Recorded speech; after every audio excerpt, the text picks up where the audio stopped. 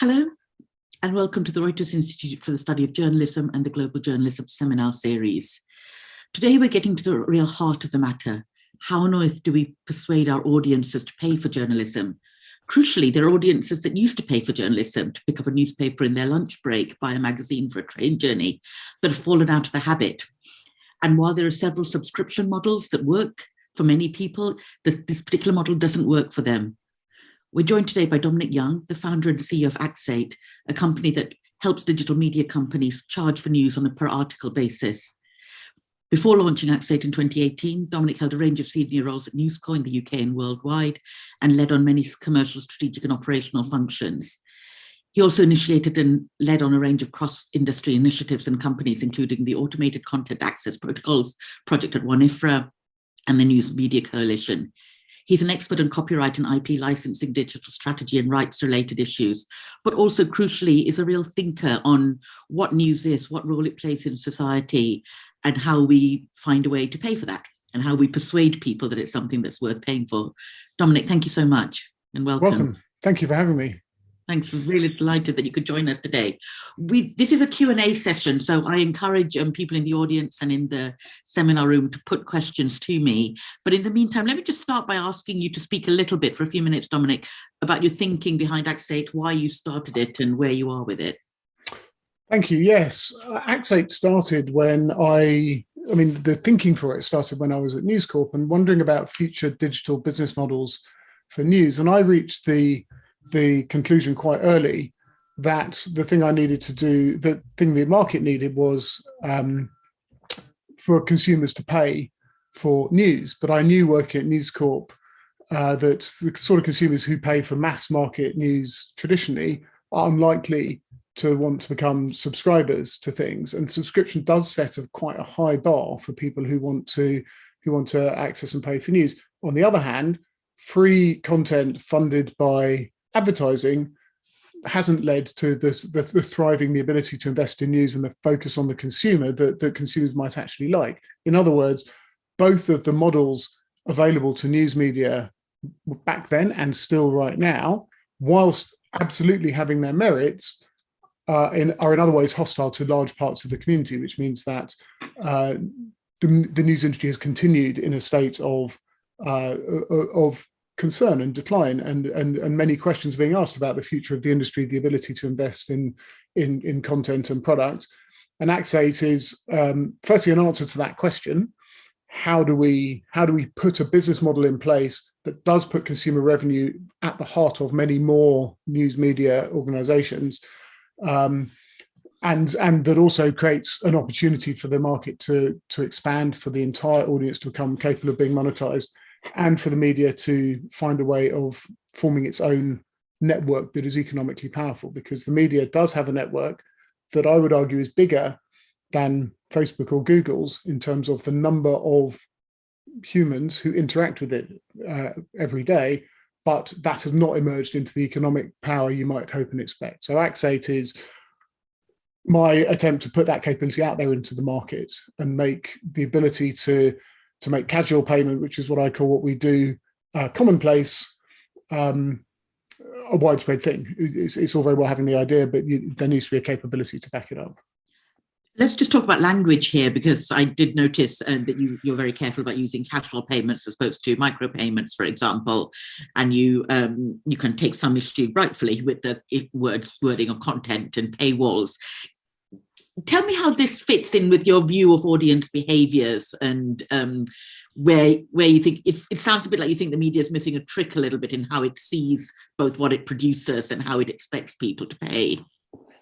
We sort of unlearned a trick, I think. Certainly in the UK was always a very casual payment market for newspapers. Some other countries are much more, have always had a much sort of stronger subscription tradition. But in the UK, almost every newspaper made almost all their money from people walking into shops and buying newspapers as opposed to subscribing. And that is the behaviour that we see people display with media all the time. Most people do not want to restrict themselves to a small number of sources of media. They don't necessarily want the same thing every day.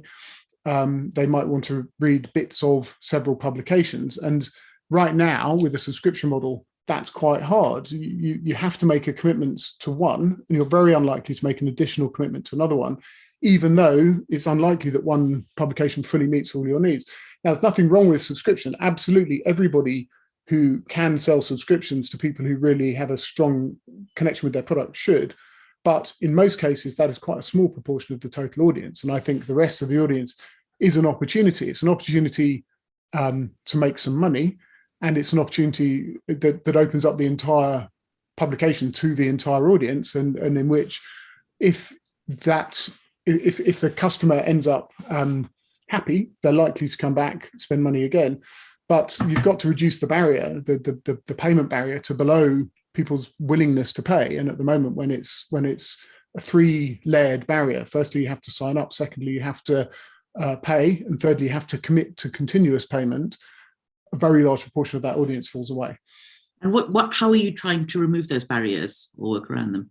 Well, Axate does 3 things. One is it's portable. Once you've signed up to Axate, you can use it on every site that has implemented Axate, and you can pay whatever price they ask without having to promise to keep on paying. For example, a newspaper might say, we charge 20 pence to read an article, and we'll stop charging you after you've spent £1, and you can have the rest of the week for free.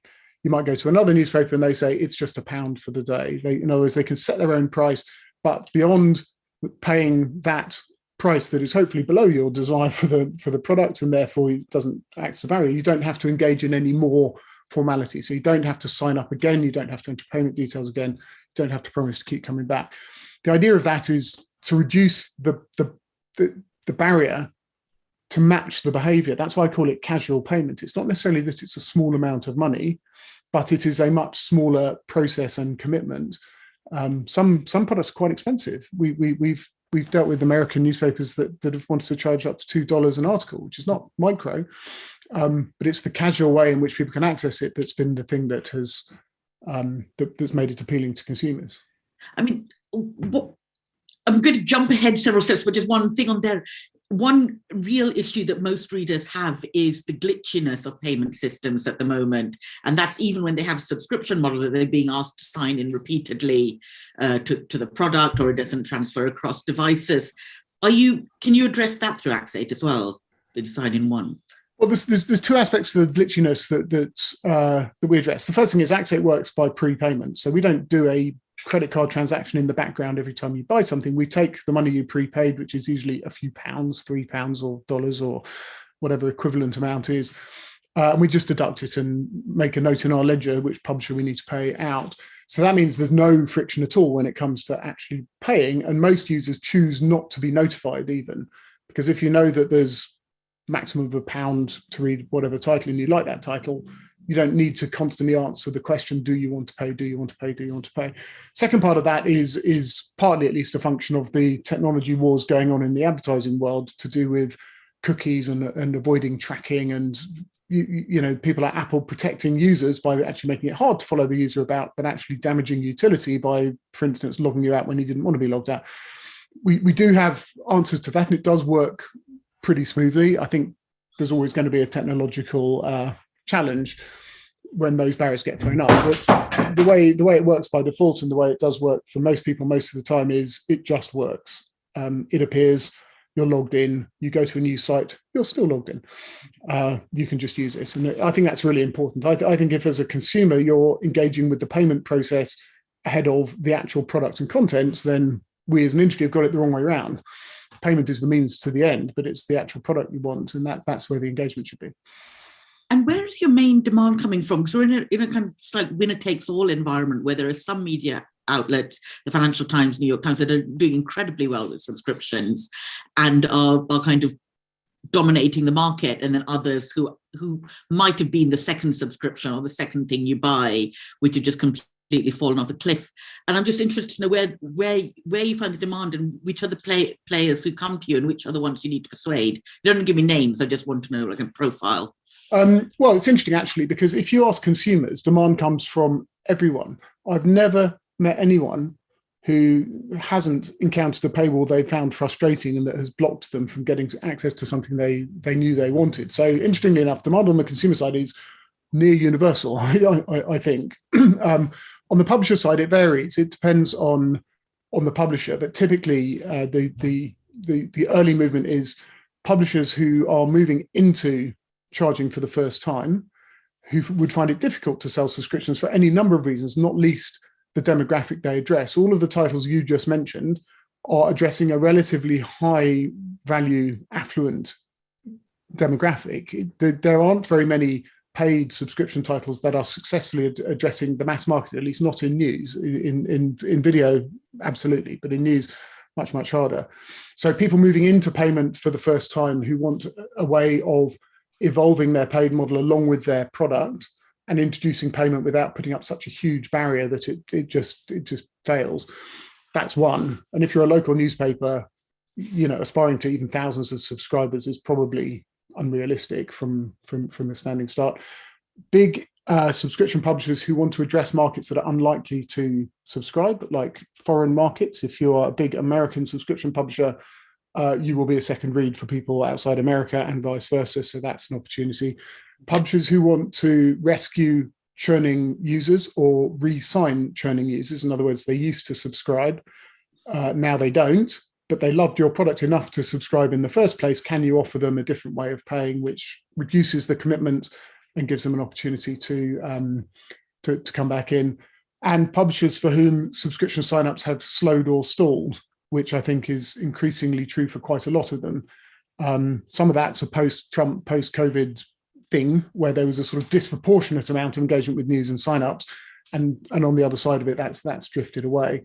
But I think many publishers find that they sign up their subscribers in order of reluctance, essentially. And the further you are away from launching your subscription, the harder it is to sign new subscribers. And so increasing your addressable market is appealing when you hit that point. Yeah, I'm just going to go to the room to Hannah from Norway, who kind of wants a follow-up question to this. Really. Yes, hi. I hope you can hear me over the wind here. I can.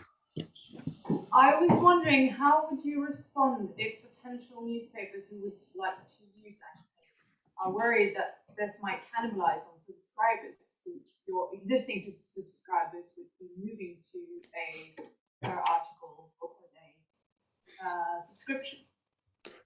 That is a concern. I'll just repeat that quickly. How would you respond if newspapers are worried that the solution will cannibalize on their subscription strategies?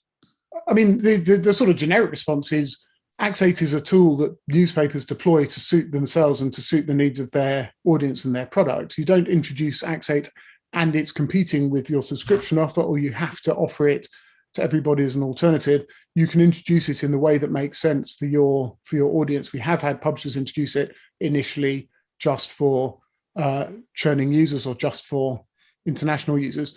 Obviously, as this grows and the evidence for this is building and we gradually build up our case studies, the long-term hope, and I think it's probably true for most publishers, is that there is a volume of users who are currently being locked out by the paywall who collectively are worth more than the risk to subscribers. But I understand the concern because subscribers are hard won.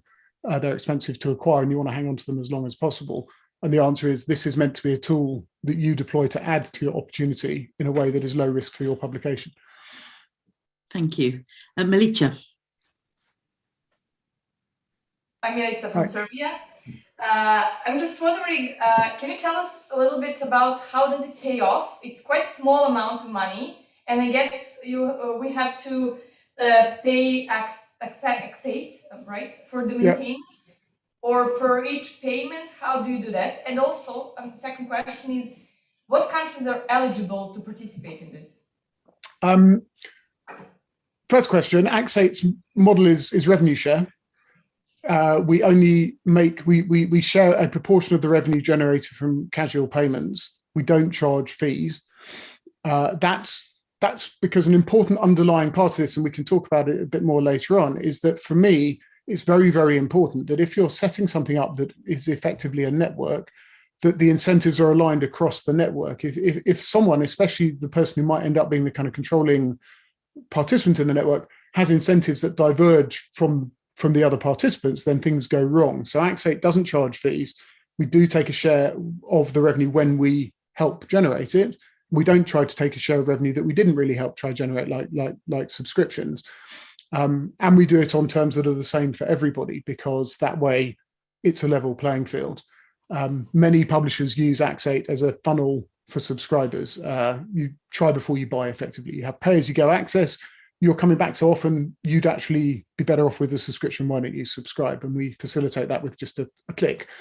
So that's the way we try to align our model. And who's eligible to participate? Well, really, anyone is the short answer to that. There's a much, much longer answer, which we may or may not want to get into, which is how do you keep bad players out of a network like this? But on the whole, we're only talking to, and we only ever have talked to, what you might call bona fide publishers who we know quite well. And this is meant to be an open network.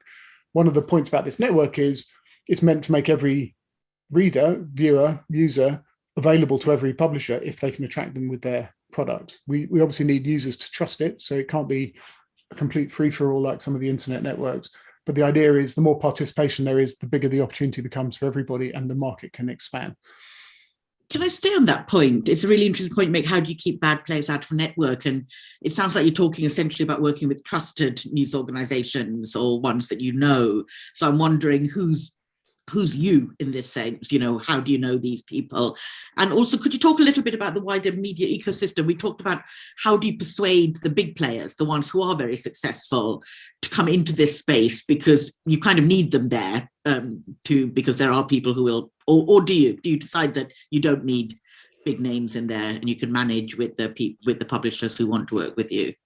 No, obviously big players are fantastic because they have big audiences, and the ones who have subscription products have a large unmet demand. Most people go away rather than go through the sign-up process. So they have demand, and they have something they can use to fill it. And I'm absolutely not saying anything other than how much I love and respect those large players. But the reason I sort of pulled a slight face is because one of the interesting things I think about the media landscape right now, which is a symptom of what's gone wrong in my view, is that there aren't a lot of new innovative players seeking to launch newer ways to meet user needs for news in an environment, in a sort of entrepreneurial environment. It does still seem to be centered around people who were kind of doing the same thing 10 or 20 years ago substantially. And so I think one of the signs of success of this is that there will be a higher degree of entrepreneurialism in this space, and that new players who are better adapted to the new medium of the internet will be doing clever and innovative things. And it won't necessarily only be coming from the people we've been hearing about for so long. And I think they, in turn, having sat in News Corp for such a long time, I know those businesses are really good at responding to innovation elsewhere in the market. And I think more rapid evolution and innovation will be a sign of success. In terms of trust, and how do you keep bad players out of this network? Well, I honestly think, I have my own sort of internal, easily summarized view on this, but I think turning that into a workable set of rules as the network grows is something we all have to do together. I don't think that's something that needs an autocratic single figure in the middle sort of making all the decisions and deciding what's legitimate and what's not. So I think there have to be some principles, but there's also an interesting challenge. There is something about that's inherent in this, though, that I think helps, which is users will choose not to spend money on products which aren't worth it or which abuse their trust. So to some extent anyway, an environment within which people are choosing to pay and in which persuading them to pay is the number one success factor for publications within it, is much less likely to be perverted by perverse incentives than one where generating user data and turning it into ad revenue might lead to something which actually goes against user interest because it serves someone else's interest better. So hopefully in some ways the incentives are naturally push away from a sort of low trust environment. But that's not to say people won't try to be bad actors, and how do you manage that is an ongoing question that's probably worthy of another very long debate. But it hasn't arisen as an issue yet. No, we're dealing with people we know. There's another simple issue, which is it's very hard sort of scam people using something like Axate, because you might go somewhere, you might read something, we might deduct money from your wallet, but that doesn't get paid out to a publisher until later. So if it turned out that was all a big scam, that's all reversible until the point when we pay it out. So it's unlike many algorithmically driven internet platforms, it's relatively difficult, I think, to game it. And we'll see as it develops. Thank you. Thanks very much. I'm going to go back into the room to Claudia from Guatemala. Hi, Claudia. Hello. Thank you. I was wondering, what is your take on casual versus commitment? I have been in teams that look for monetizing of editorial products, and it seems like we're always running away from casual transactions because we really need people to commit. So I am very interested in how do you take that? I mean, it's interesting because I used to have this debate at News the whole time, and I understand absolutely why. If every reader was a committed subscriber, it would be perfect. You'd have this guaranteed monthly recurring revenue. It would be stable and solid. You could build your business on it. Many people have done that, but it's notable that the number of there's a survey that UK Press Gazette does of English language news websites, but I think they say there's 30 in the world with more than 100,000 subscribers, and 3 of them account for half of that total subscriber base. In other words, it's quite difficult, most people find in reality, to get to a material and scalable number of subscribers. I think it's most people's experience that it hits a plateau and it's hard to grow from there, and it's hard to grow by putting a price up. And for most people, the majority of people who are attempting to read are being locked out. So I think, early on when you introduce a paid strategy, subscription is fantastic. You should definitely do it. You should sign up everybody you possibly can. What Axate is there to do isn't to compete with that or to suggest it's the wrong thing to do, but to say, if you have more tools that you can deploy to suit you, and that will open up a larger part of the market, make it more frequent, help you rescue churned users and so on, that creates optionality. And I think testing that, experimenting with it and learning how to find the additional revenue is what creates the confidence that this isn't a zero-sum game, and that I might be trading this high value thing over here for a much lower value thing over there. I understand the perception of that, and I think the only way to address it is through experimentation. And you can do experiments without taking huge risks with your current success.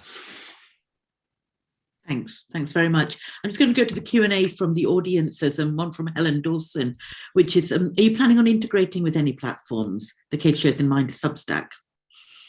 I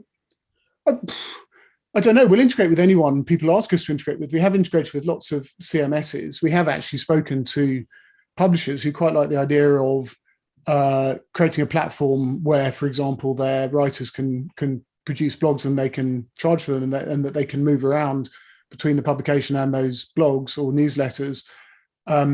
So really, we there's no big orthodoxy about who we will or won't integrate with or collaborate with. I think whatever helps publishers generate revenue, and I don't think either that any of these things are mutually exclusive. I think it is possible to have lots of different offerings out there in the market that between them meet the needs of a greater proportion of the audience.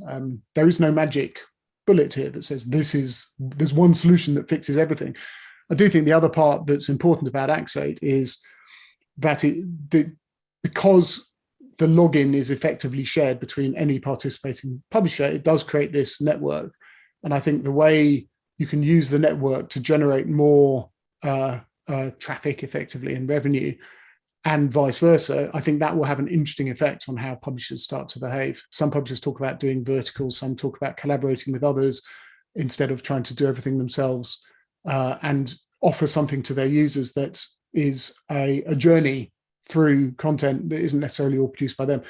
Once you start to think about that stuff, some really interesting ideas start to emerge. So we might integrate with anyone people ask us to, really. Because that kind of goes nicely to the question from Emery Macamena from DRC, I think. You said, like, this morning, there's an article in the New York Times about a patient who's cured of HIV, which costs $2. That's too expensive for someone living, in the DRC. Fortunately, read the story on The Guardian for free. And shouldn't there be a case for kind of having a donation option rather than a subscription or a payment? It totally is, yeah. And we do have that, and some publishers implement it. There's two ways they do it. One is just donate. Did you like this story? Would you like to donate?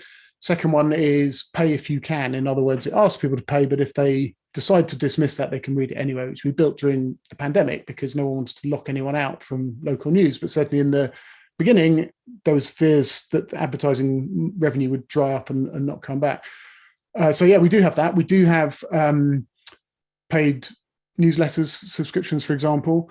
And the way Axate pricing works, which is of interest, especially to people with large diaspora audiences, is publishers set their prices in each of the currencies we support, which is whatever currencies publishers have asked us to support. In other words, you may well charge a lower amount for someone in DRC or India than you would to someone in America. What they will be seeing is the local pricing that you have decided is market appropriate.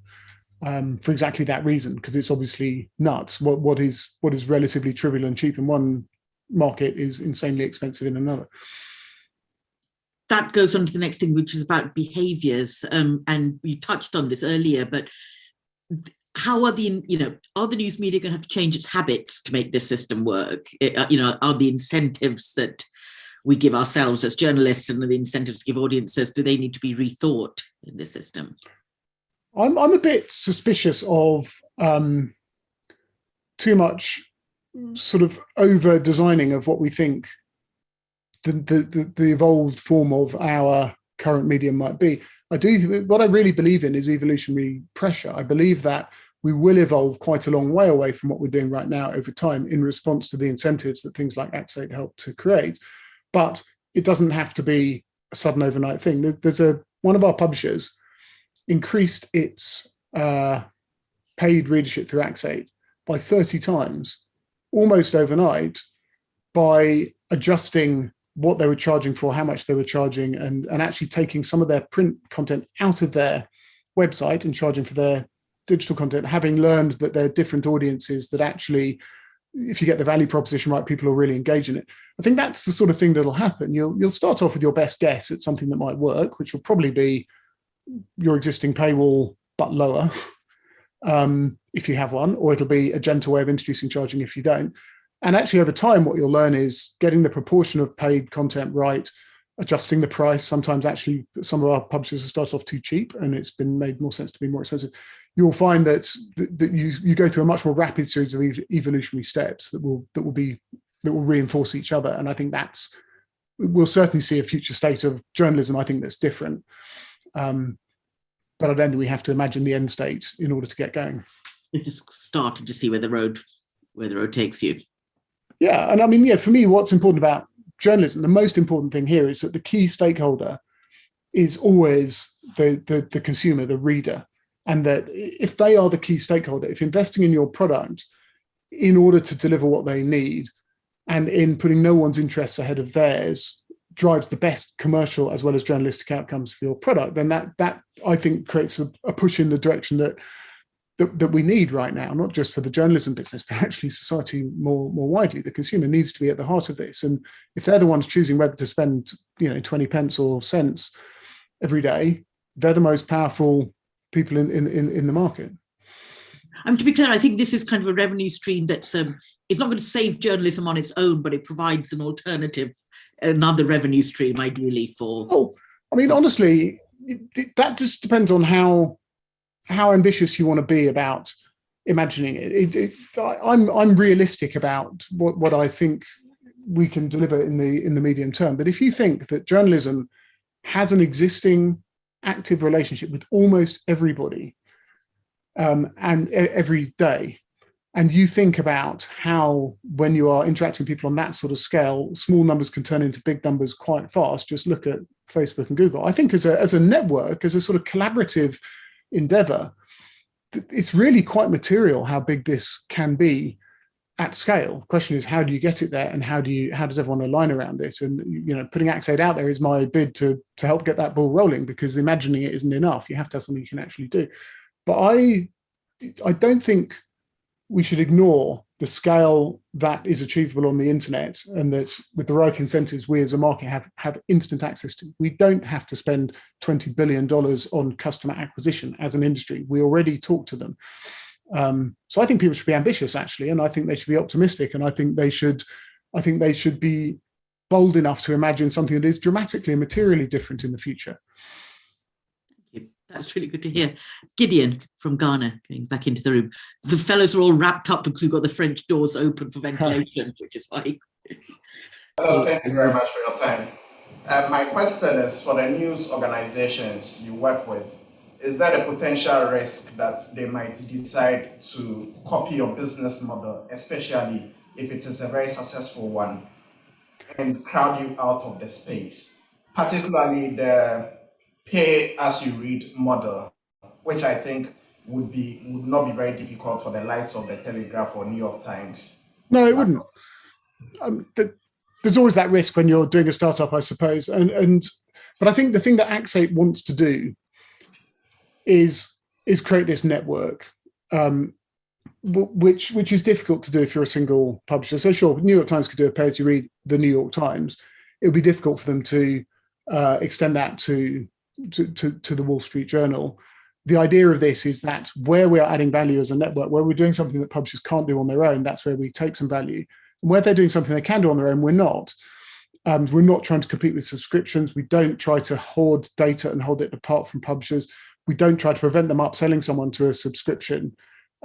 We think there is an activity that is universal amongst consumers that is not served by a single publication solution, which is this casual interaction with multiple media brands. So that's really where we're trying to add value. And I hope we're doing it on terms where, frankly, it isn't worth the bother of trying to build your own alternative to it, because we're providing a service that's difficult to replicate and good value.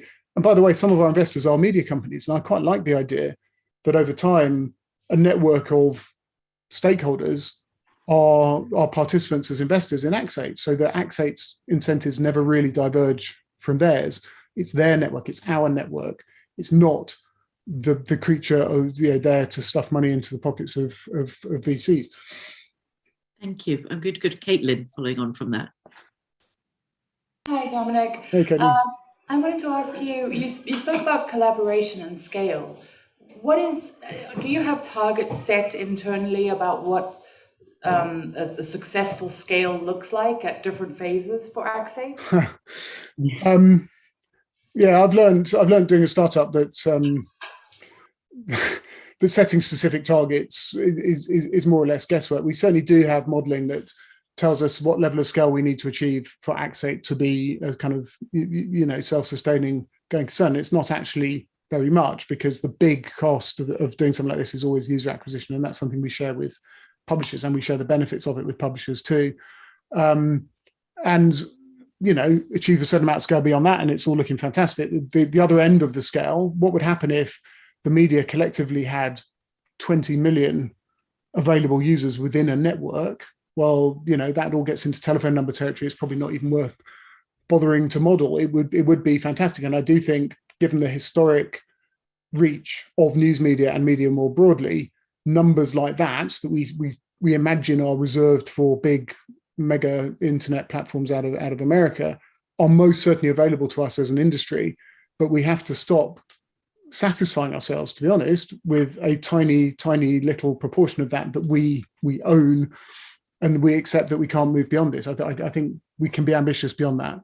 My goal is to become profitable and then grow. Thanks very much. Kevin Burden in the audience has asked the question I wanted to come to next. So I'm just going to read out his question. So I love the idea of pay-per-view, which is analogous to streaming movies on demand versus subscribing to cable channels. But it's clear that there's significant resistance in the industry, and that seems to be borne out by the lack of big players on Axate. What's the major hurdle that Axate needs to overcome to bring them on board? Well, I'm trying to think about how not to be too specific about this. I think my sense is that the realization that there's opportunity out there is growing. I think actually I sent over a slide Caitlin. Now's a good moment to show it. Might as well show this slide. If you look at what's happening in the subscription market, this is something one of my colleagues screen captured, I think, last week. Signing up new subscribers is clearly getting quite difficult because the way people are doing it is with 98% discounts. I've even seen 100% discount on one. In other words, the graph you drew when you launch your subscription business, which says, you know, high price times lots of subscribers equals tons of money, in the end slows down. And I think when it slows down to the point that you have to discount this much for a long period, the sense that there might be an alternative, less expensive way of recruiting new paying users, I think, grows. And so without being too specific, the nature of the conversations I'm having has changed. I think, bluntly, the pandemic was not very helpful to us because subscriptions went shooting up. Everyone was obsessed with the news, and anyone with a subscription model, obviously, and I would not advise them to do any different, was taking full advantage of that. But I think, you know, when I look at these sorts of offers, I think there's clearly a need for the next layer in the market, which opens up the kind of the topsoil, really, the people who really do want the product, very fertile ground, but just not quite ready to take the big step that you've been asking them to take before, and push them into the funnel. A good way to get someone to subscribe is after they become engaged with your product and started to form a habit around it. And then you can make them a better offer that doesn't necessarily have to be as low as this. So we can clear the slide now. I thought it was an interesting contextual thing that says we're in a transition phase. Can I talk a little bit about your relationship with the publishers? I don't want you to kind of go into commercially sensitive data, but what's the agreement you have with them in terms of what data do the publishers get access to from Axate? And as far as you know, has anyone changed or adapted their editorial so far in response to data that you've provided them? We share the data as much as we can. Bear in mind, most of the data publishers get is actually already theirs because we're implemented inside their website or their app. We're not an aggregator. We don't serve content or anything. So we can add a bit of information about who's accessing it and who's paying for it, but actually most of the data is already there, and they do respond to it. In that example I gave earlier of the publisher who rethought their approach to digital charging and saw a really dramatic uptick in engagement, was absolutely driven by what they learned. And their opening hypothesis when they launched was our print product is the kind of crown jewel. So we're going to charge for that content online to avoid cannibalizing our print subscriptions. We won't charge for anything else.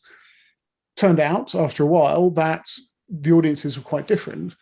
They weren't going there for the print content, and the digital content they were producing, which might have seemed lower value or shorter term than the print content, actually was driving a huge amount of the engagement and value that digital readers were getting. So they invested in more of that content and charging for more of it, and saw this dramatic uptick. So yeah, absolutely, people learn from the data, and we give people as much of the data as we possibly can, because in the end, the only thing that drives Axate's revenue is reader engagement. We don't have fees, so all we can do is try to help drive that funnel for publishers. Thank you. I'm going to go to Paula, but before I do, just have a question about the kind of people who are the readers and audiences that are engaging with you?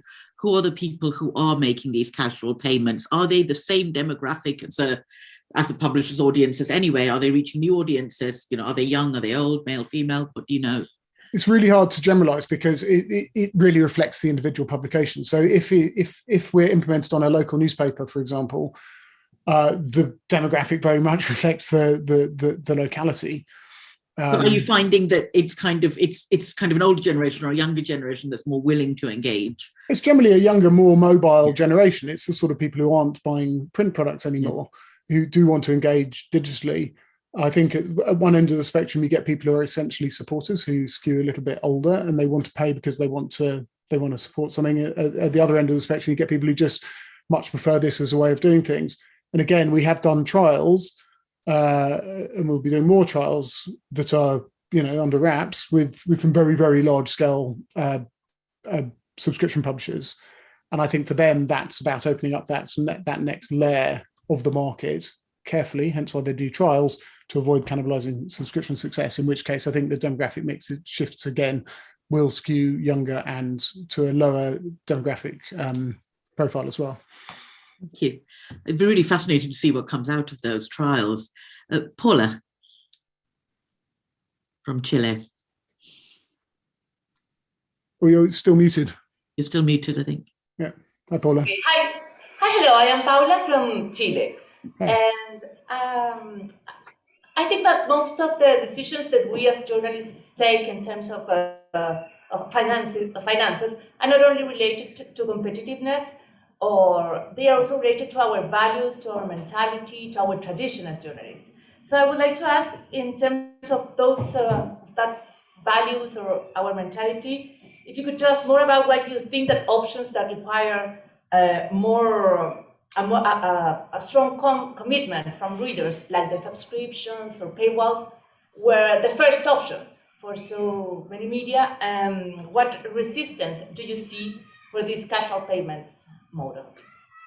I mean, I think when people get it right, there's very little resistance to casual payments. I think within the industry, this fear of cannibalization is a real thing. You know, the industry's been given two choices for a long time, and they're quite polarized. It's either free and ad funded or subscription. That's pretty much the choice everybody's making. And people are quite invested in that. And it takes a while. You do need the case studies. You do need the proven success. And you need people who actually perceive an opportunity. I would hate to be, well, I think there are some in media who are pessimistic and they're not convinced there is an opportunity out there. So it does require the pioneers and the innovators to move. I think in terms of aligning with what readers want, casual payment is much more likely to align with a much greater proportion of them than just subscription or metered paywalls. There's one publisher we talk to a lot who has a very interesting internal division. They like everyone, they segment their readers into various different categories, you know, the kind of super loyalists and so on. And their seventh biggest category, they define as people who hate the publication. It's quite a polarizing publication. It's quite politically, you know, on one end of the spectrum. And some of the people who are most engaged with it and quite passionate about it actually are passionate about disagreeing with it. And so they're very unlikely to ever wear the badge, be a subscriber, say I'm part of this tribe, even though they are very engaged with it. I think most people have a variation on that theme. They have people with different levels of emotional commitment engagement to their product, only a few of which are likely to result in a subscription, but all of which could result in revenue generation. Thanks, Paula. Really good question. Going over to Tippi from Finland. Hi, Tippi. Hi, nice to meet you, and thanks for this. I don't know if you said it, I kind of missed something from the beginning, but did you already tell us what does it take to put up with this kind of payment system?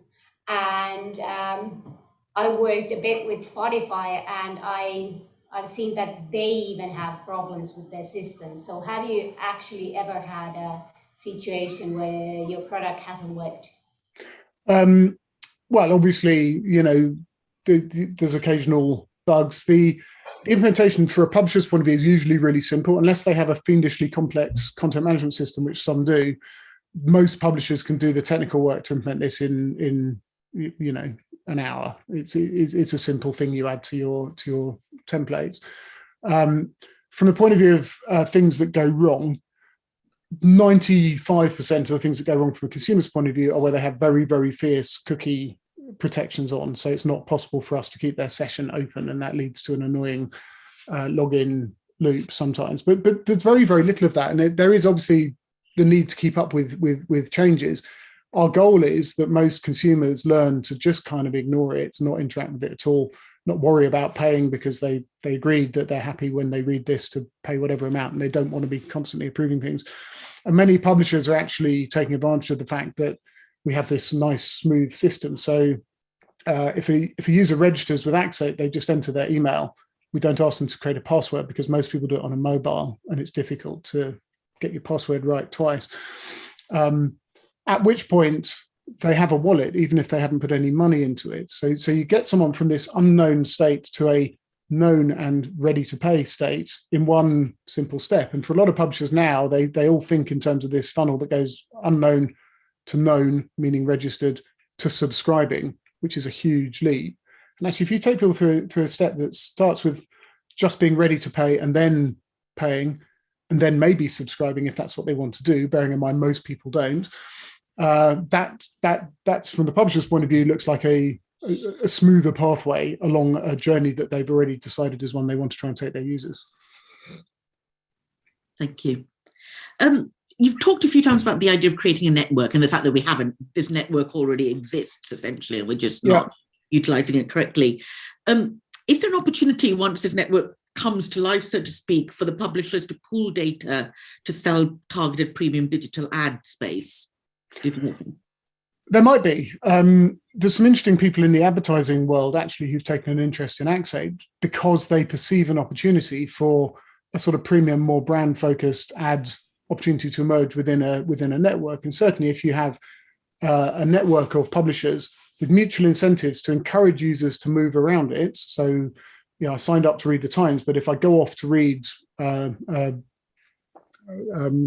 other newspaper, there's no opportunity cost to the Times, and actually there's a benefit to them and vice versa. Then you can start to create a whole series of new user journeys within which there'll be a certain amount of ad inventory, but probably less because users don't like it when there's huge amounts of ad inventory, which will become more attractive to advertisers. So I'd certainly think the likelihood of that emerging, and it can happen spontaneously, it doesn't have to be engineered by anyone in particular, is quite high.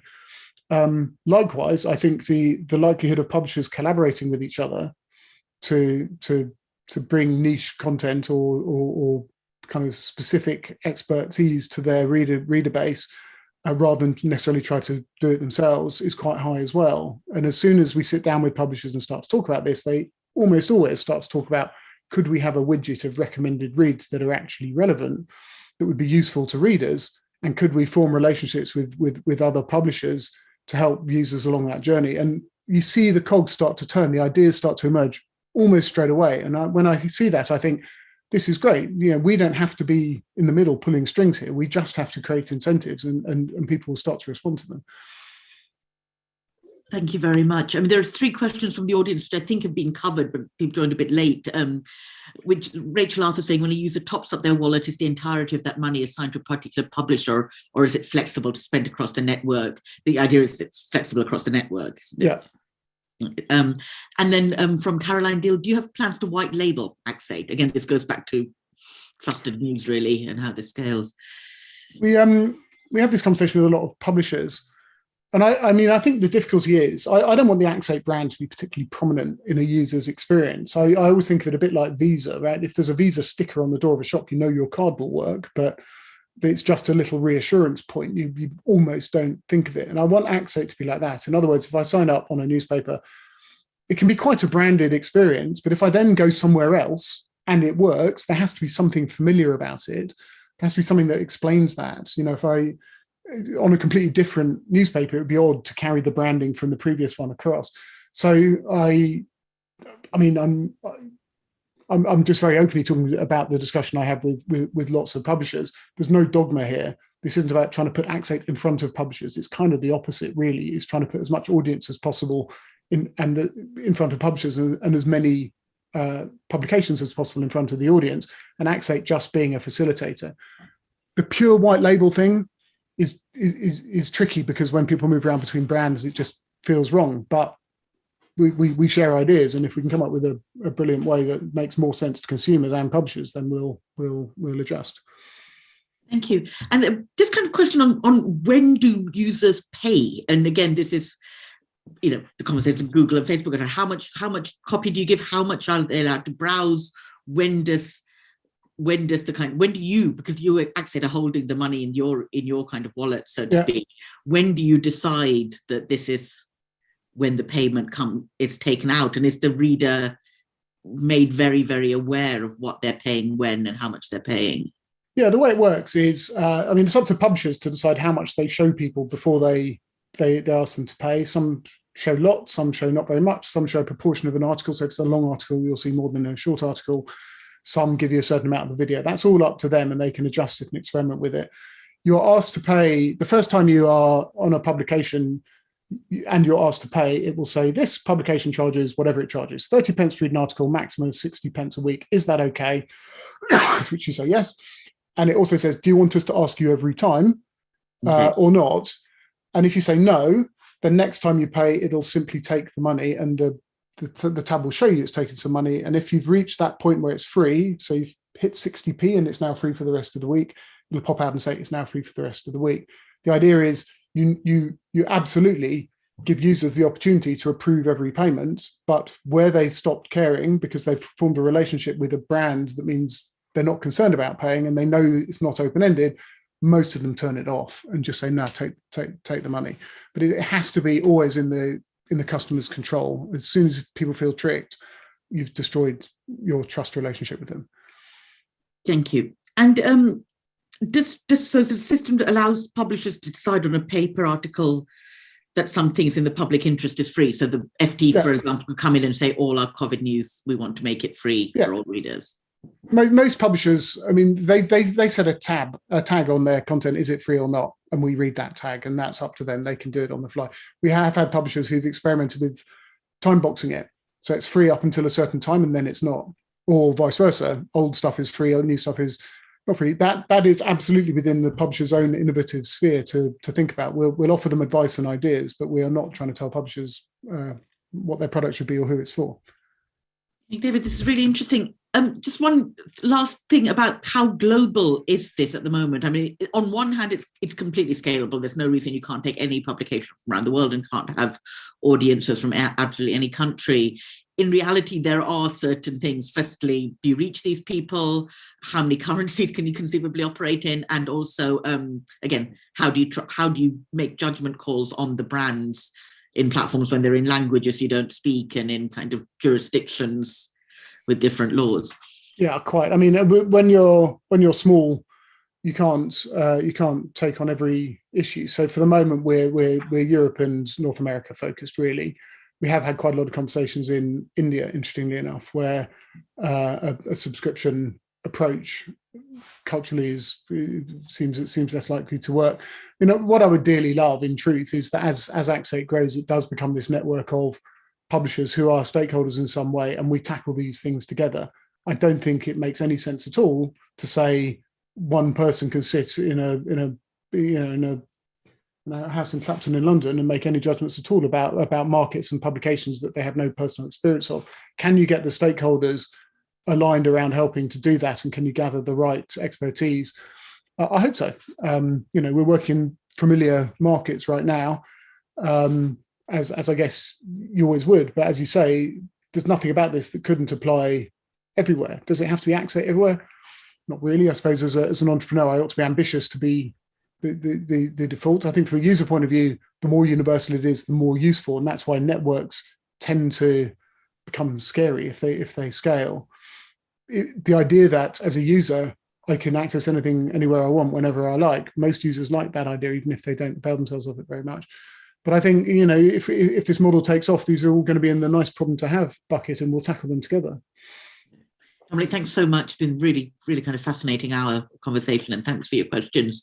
And yeah, I think there's just like a lot in there that's, we can't wait to see what happens and what the learnings are here, because I think something the whole media industry will watch very, very carefully. Thank you. I guess if I had a call to action for anybody who are publishers, is experiment. One of the great things about a casual payment approach is you can experiment, you can change your offer, you can adjust what you're doing, you can try things, and that is the way we're all going to learn how to optimize this.